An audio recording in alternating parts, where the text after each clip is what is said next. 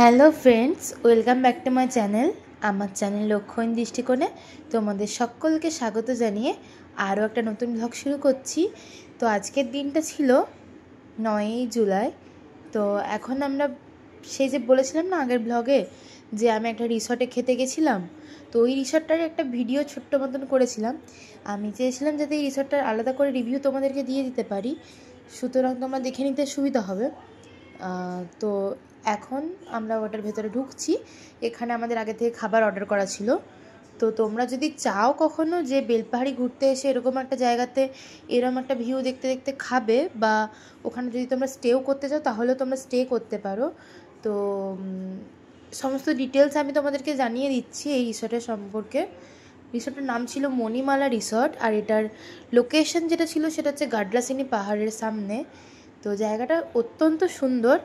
আর এখানে ওনাদের কটেজগুলো ছিল, কটেজগুলো তো দারুণ, তোমরা দেখতেই পাচ্ছ। একদম পাহাড়ের বুকে, এখান থেকে পাহাড়ের একদম ডাইরেক্ট ভিউ পাওয়া যায়, এই যে ভিউটা। তো দেন আমরা ঢুকে গেছিলাম একটা রুম দেখাবার জন্য, তোমাদেরকে দেখানোর জন্য ওনাদের কাছ থেকে চাবিটা চেয়েছিলাম এই রুমটার। তো এখানে একটা ছোট্ট সিটিং অ্যারেঞ্জমেন্ট করা আছে, বেশ ভালো, বেতে দুটো চেয়ার আছে, একটা সোফা আছে, এখানে একটা টিভির সেট আপ করা আছে। আর ওই সাইডে দেখতে পাচ্ছ একটা ডাবল বেড, আর সাইড একটা সিঙ্গেল বেড, মোটামুটি ট্রিপল বেডের একটা রুম। আর তোমরা যদি চাও ওখানে ওই ডবল বেডটার মধ্যে 3 জন আর এখানে 2 জন, তো অ্যাডজাস্ট করে 5 জনও এই রুমটি থাকা সম্ভব।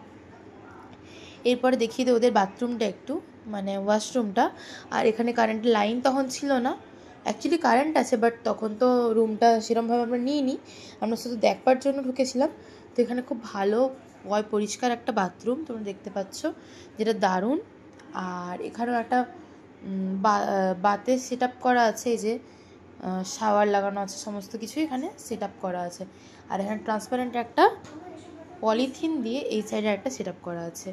তো জায়গাটা খুব ভালো। আর সিলিংটা দেখতেই পাচ্ছ কি অপূর্ব সুন্দর কারুকার্য, তাই না? আর এগুলোকেই বলে জঙ্গলমহলের কারুকার্য। এখানে তোমরা সমস্ত জিনিসই কাঠের পাবে, পাহাড়ের খুব কাছে হয়। এখানকার ভিউ খুব ভালো ছিল। এটা একটা সাইডের ভিউ দেখালাম তোমাদেরকে, যেখানে পাশের বিল্ডিংটা ঘিরে আছে। দেন আর একটা সাইডের ভিউ তোমাদেরকে আমি একটু দেখিয়ে দিচ্ছি। আর এই জানলাটা খুললে এই যে ফ্রন্টে পাহাড় তোমরা দেখতে পাবে। তোমরা বিছানা থেকে চাইলেও জানলাটার পর্দাটা খুলে দিয়ে খুব ভালো মতো পাহাড়ের ভিউ এনজয় করতে পারবে। আর আমার তো রিসর্টটা খুবই ভালো লেগেছে পার্সোনালি, আর ওনাদের ব্যবহার খুবই ভালো ছিল। এখানে পর্দাটা সরিয়ে আমি তোমাদেরকে দেখানোর চেষ্টা করছি এই সাইডের ভিউটা। এখন আমরা ওখান দিয়ে বেরিয়ে গেলাম, বেরিয়ে যাওয়ার পরে এই ভিউটা একটু শেয়ার করলাম তোমাদের সাথে। আর এটা হচ্ছে ভেতরে একটা পেন্টিং, দারুণ লেগেছে এটা আমার। আর এই যে ওনাদের কটেজগুলো ছোটো ছোটো আকারে দেখলে এরম দেখতে লাগে, পুরো অ্যারেঞ্জটাই খুব সুন্দর। আর চারদিকটা গ্রিনারি, আমার গ্রিনারি তো পার্সোনালি খুব পছন্দ, আর এটা খুব সুন্দরভাবে সাজানো আছে। আর এই গাছগুলো যেগুলো দেখছো না, এগুলো ভুট্টার গাছ। ওখানে প্রত্যেক দিন রাত্রেবেলা তোমরা যদি চাও তো ওখানে ওনারা ভুট্টা পুড়িয়ে দেয়। আর আমরা ঢোকার সঙ্গে সঙ্গে আমাদেরকে এখানে ওয়েলকাম ড্রিঙ্কস দিয়ে দেওয়া হয়েছিল।